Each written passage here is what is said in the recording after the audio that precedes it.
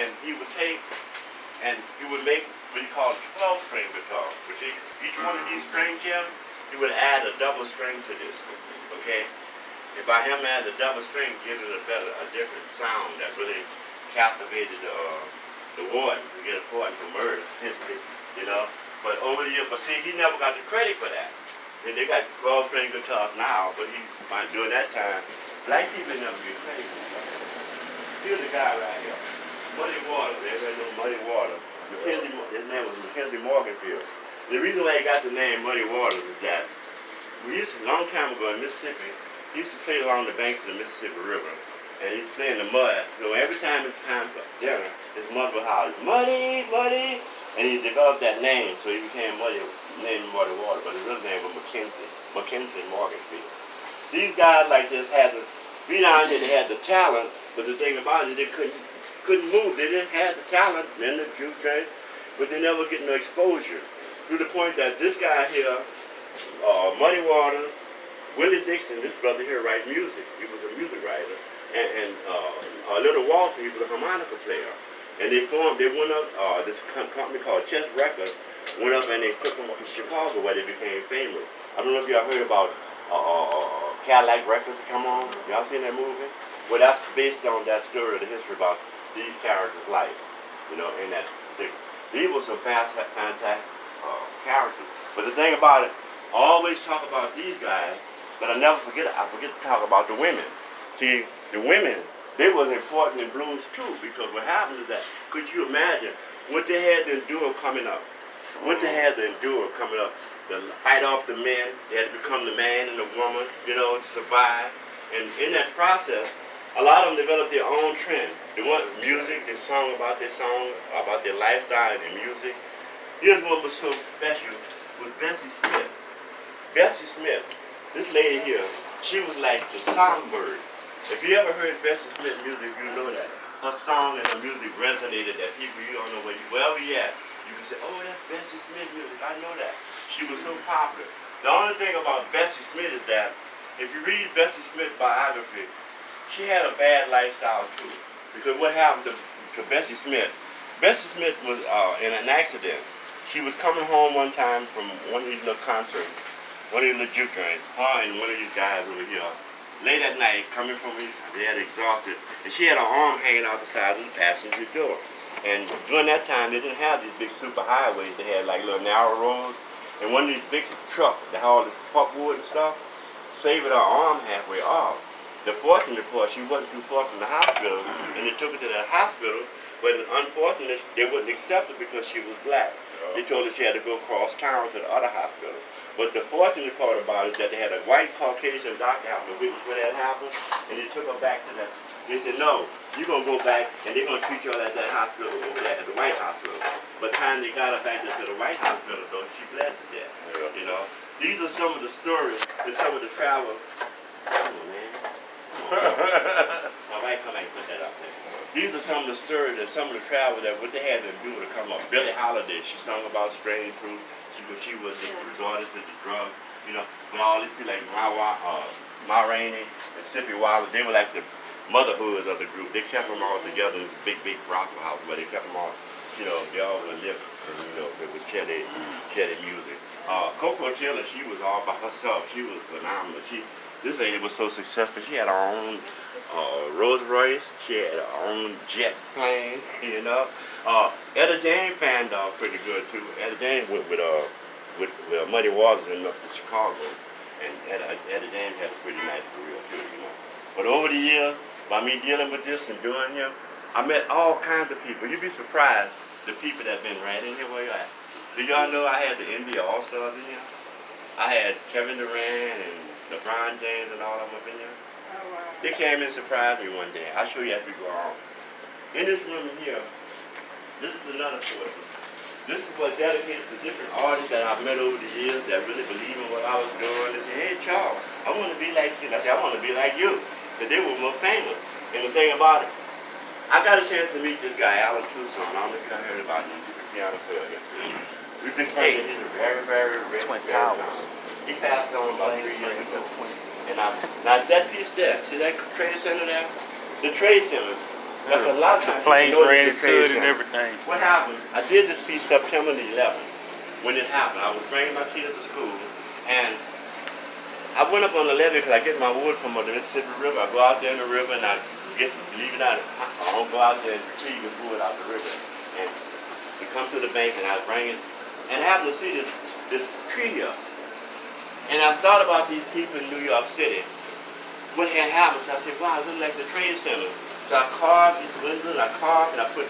It's hard to find these little planes, by the way, but I got the little plane. The first plane hit, and then the second plane hit back there. The flames and the devastation that happened upon the attack on America. I did a little plaque, the commemorative plaque to the one, and all the first responders that were situated and studied with all the debris that came down upon them at that particular time. It's a tribute. And when I first did this piece, the newspaper found out about it, right? And when the newspaper found out about it, they had a whole, see where y'all at? They had all crowd of people in here. They were in here, they were crying, y'all. They were actually teary-eyed. They were crying when you look at this piece. They were, and the newspaper was there. And I said, wow, I must have did something wrong with all these people.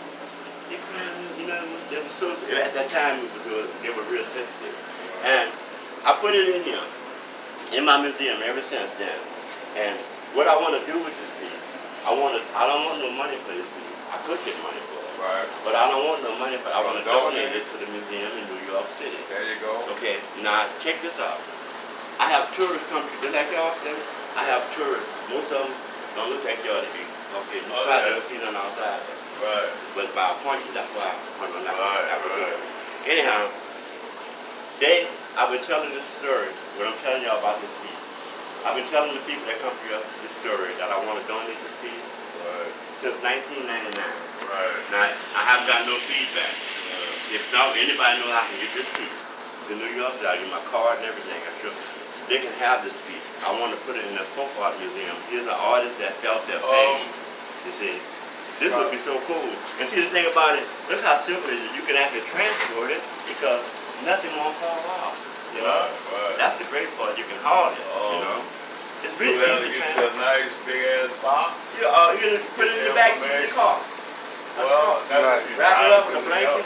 You can ship that by plane or by train. Yeah. You know what I'm saying? I wish eventually I'm gonna get it there. Yeah, You know? and get the address the way you want to go. See this chef? You ever seen that guy? You ever heard of that guy? Blue Dog. Well, that's that diamond over there, but Blue Dog. You ever heard of this guy here? He paints these blue dogs. He does Cajun scenes, all this kind of, he's famous. Black oak trees, and this is his work. He's all over the world, you know, he's very, very, very rich. And for a poor guy like me to meet a rich guy like this, I'm gonna tell you what happened. Walking through the French Quarter, they said, hey, Mr. Gillum, and they stopped me. He said, George just happened, his name is George Rodriguez, he's a famous artist. He said, George is having a birthday party, but they don't know what to give George for his birthday. So they had me carve a little small head of George Rodriguez, and they presented it to him at his birthday, and he was so blown away with that he had to meet me. So he invited me to this big mansion house, big man cave where he got all this artwork in. So when I go in there, I said, Mr. Rodriguez, I said, this is fantastic. He said, wait a minute, Charles. He said, you don't call me Mr. Rodriguez. He said, you call me George. So I got loose. I'm in there. I said, all right. You know, looking all around in there. So I'm looking around. I said, George, I see the book. I said, George, tell me something. I said, how do you become to be so rich? And all you do is paint a dog. You know what he told me? He said, Charles, he said, I'm going to tell you. He patted me on my shoulder. He said, Charles, I'm going to tell you. It wasn't always about this dog. See, he had this dog. See, George been painting since he was 7 years old. This is the dog, by the way. And George been painting since he was 7 years old. And he had this dog, which was his family dog. He didn't care about the dog. He liked to paint. But his mother loved the dog. And when the dog happened, the dog passed on. And when the dog passed on, his mother told him that if he didn't put this dog in every one of his paintings, stop doing the paintings like this, and put that dog into every one of his paintings, add a dog to it, because this dog will come back to haunt him. That's why you got the spooky eyes. So that's what George told me, right? So ever since then, he started implicating the dog in every one of his paintings. That's why he got so popular. You know, being persistent at what he's doing. He taught me a lot. So I'm walking in there, right? I'm looking there, and I look and I see this easel. this rich took an easel. He made millions of dollars with this easel. It was laying in his place. It was broken. I had it welded at the bottom here. I said, Judge, what you gonna do to those easels? He said, you want it? I said, yeah, I'm gonna put it in my museum in honor of you. But I said, but I'm not gonna put it in my museum until you sign it over to me. So he signed it to Charles from Judge Rodriguez in 2004. You know, this is price saving me millions of dollars with that. Every book signing that George Rodriguez, every time he have a book signing, he invite me, and in that book signing, this is what he would write.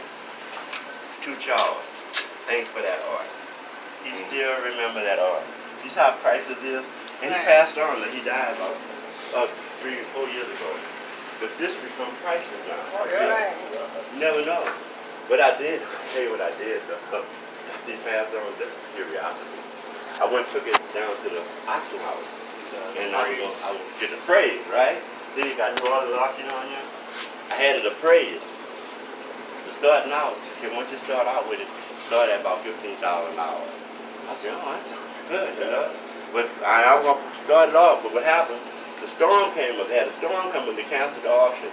And I thought about it, I said, no, I'm going to pull it out the auction. I pulled it out and I brought it back in. So, this guy here, Gregory Womack, that's a pilot friend of mine. Yeah, I remember this. Gregory, this is the latest picture of him right here. That one right here. Open.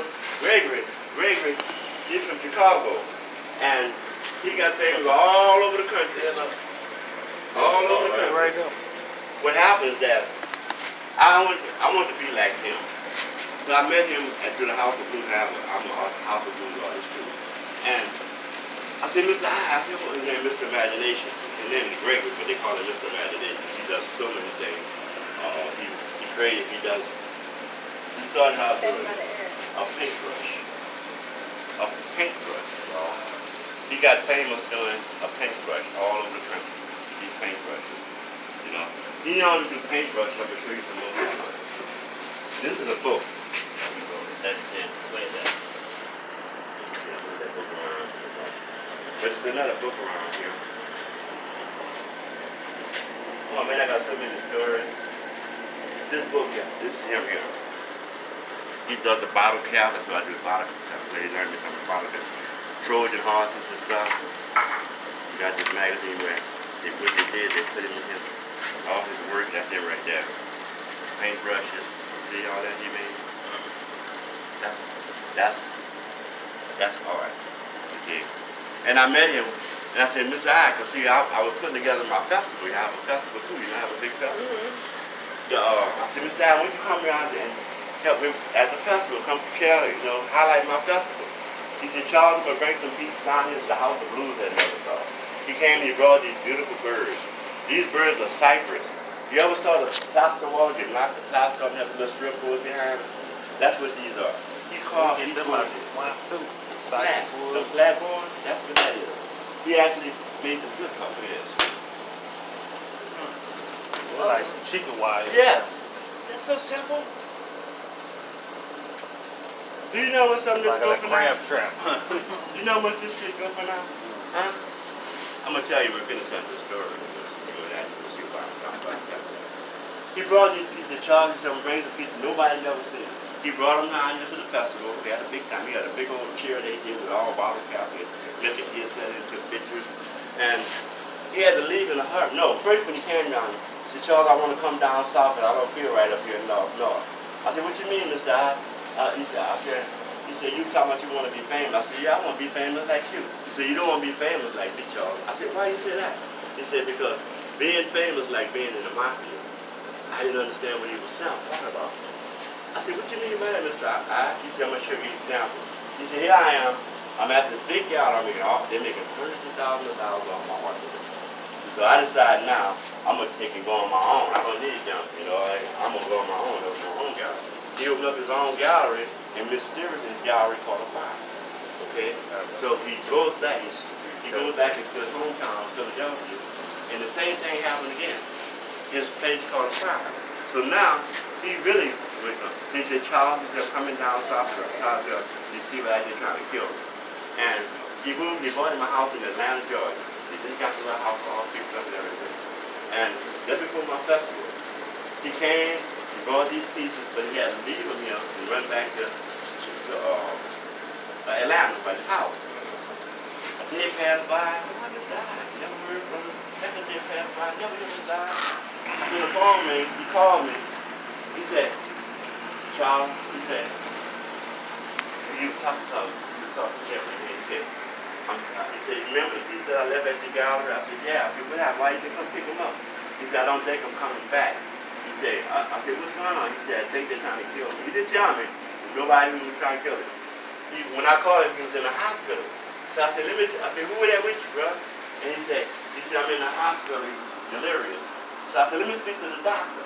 So I got the doctor on the telephone. The doctor said he was delirious in his head or whatever. Something, I don't know what happened.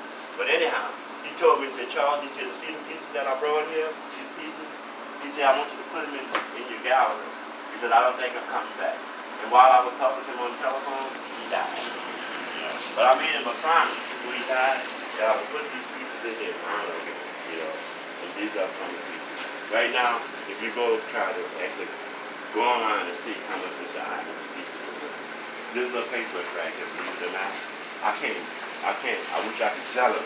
But the thing about it, it's been documented so much that paintbrush there, you can't buy that paintbrush for under $500 because he's dead now. You see, these are the kind of brothers that I run across. This brother here, Edward Button, he was incarcerated for murder.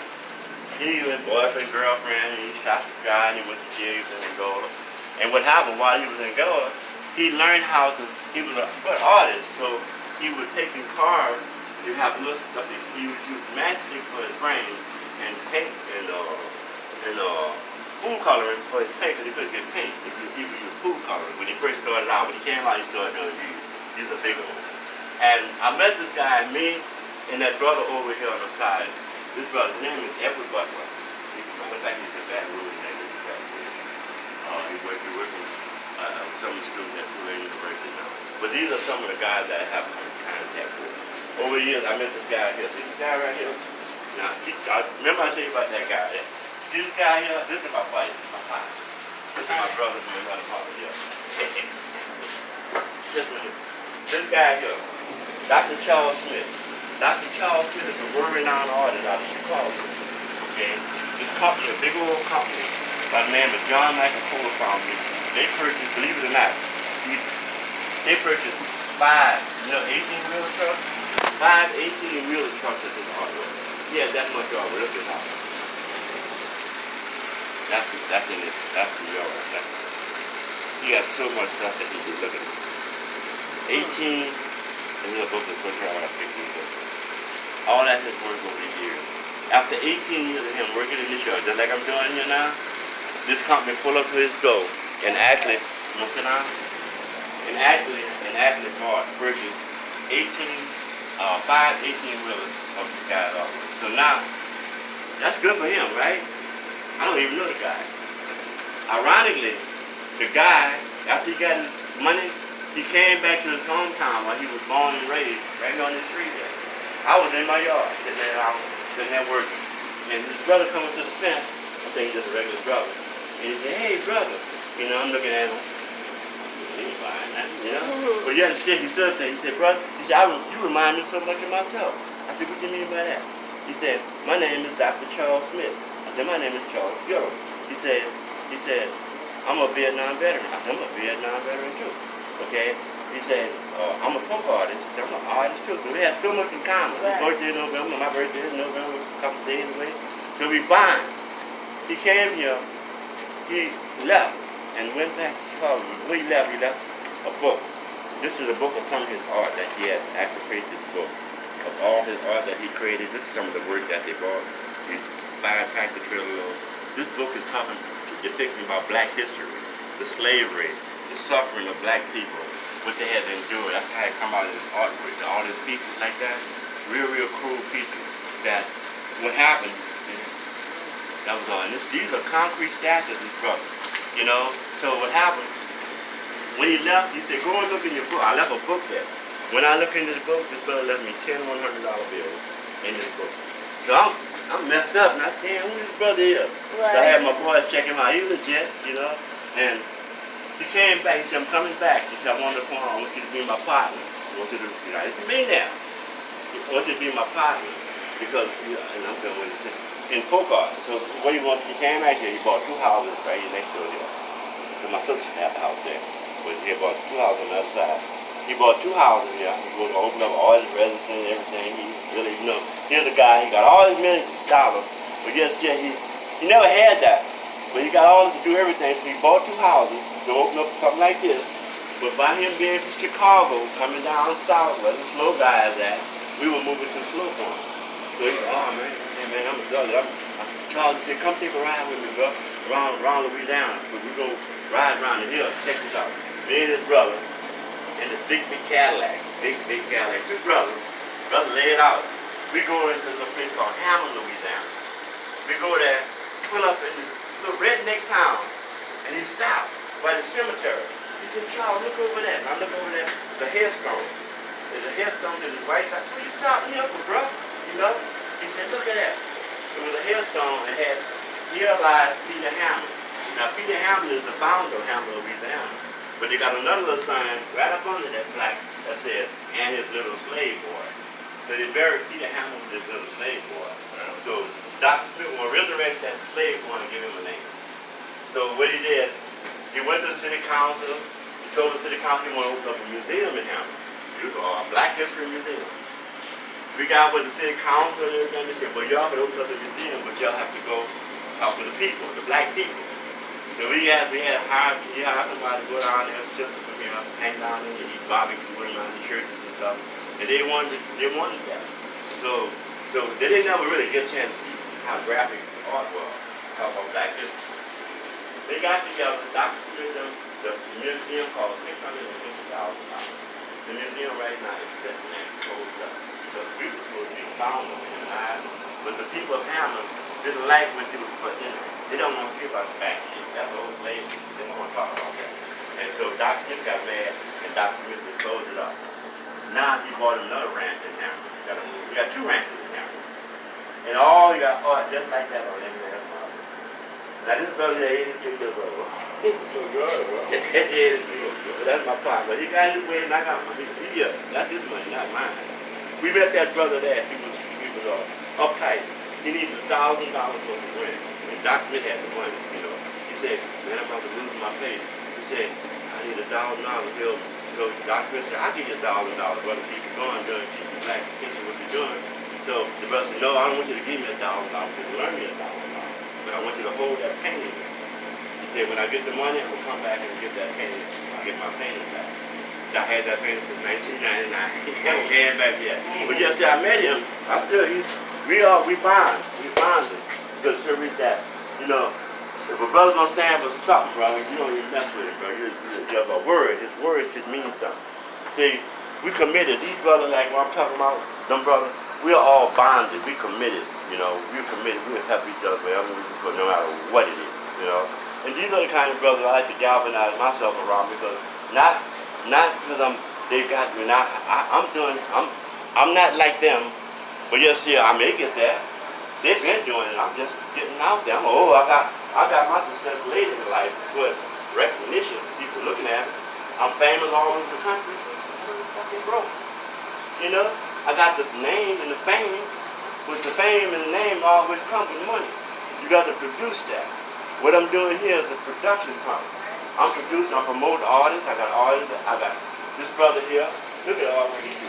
Not that brother, it's another brother, New Orleans Nate. He does really nice work. He's a brother, he's really a great brother. But I highlight these brothers at my festival. See in here? All these pieces on the wall. Man, See, this is when I be going through every day and I give a tour. This is what I have to be in there.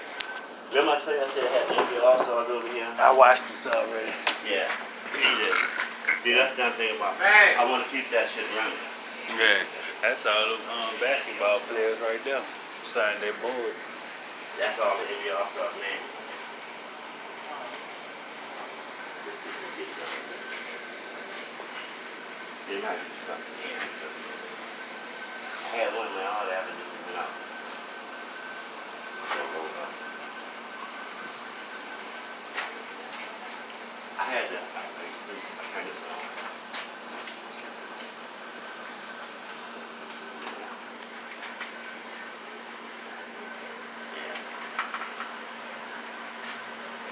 Yeah. That's all the NBA All-Stars. Kevin Durant, you know any of them guys? Yeah. You do? Yeah. This is Kevin Durant's signature here. And that's Blake Griffin's signature here. I don't know who these other guys are here. They came here to visit Mr. Friday. They came here on, like I said, this is Kevin Durant's signature. That's Blake Griffin's signature. These are all NBA All-Stars. All of them there is NBA All-Stars. I had the whole team over here. They came and surprised me one day, trying to see who made a difference in the neighborhood. Somebody that made a difference. And they came by an NBA All-Stars daycare, and they selected me. Okay, this is the video. I don't know one name from the other one. Matter of fact, when we were kids, we used to play with fast down with those kids. You know, in the same neighborhood, and my father played the guitar. I want to make it a special piano man, so what I normally deal with different characters, so these particular characters I put them on here to really highlight, to make the piece interesting. This is like Professor Longhair, Jane Cooper, and Alvin Toussaint. You know, these are icon piano players. And, you know, I'm going around different parts of the country, doing some of my work here, like iconic figures. And it relates to the art because this is New Orleans tradition, you know. I just decided that I wanted to do something different because I come from a family of poverty. I come from the lower Nango where we didn't have a lot of stuff like most kids got. I want y'all to come and check my museum out. Come check my museum out. And what you think about this. Something I created over the years. Took time, but come check me out. The Folk Art Zone began in 1999 when I first got the idea. It developed from an old friend of mine, by the name of A.J. Boudreaux. He was one of the curators at one of the galleries that I met him, who got me hooked up with the House of Blues. He really supported me into what I'm doing as far as encouraging me to put together this folk art zone.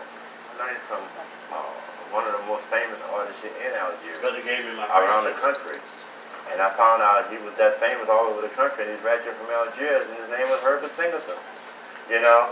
And me knowing him, and he's from the hood, you know, and looking at his lifestyle of all the stuff he did over the years, to see the boy that was like him because of how he lived and how he died, and what became of that famous guy, that famous wood carver, of all the carvings and doors and stuff he did.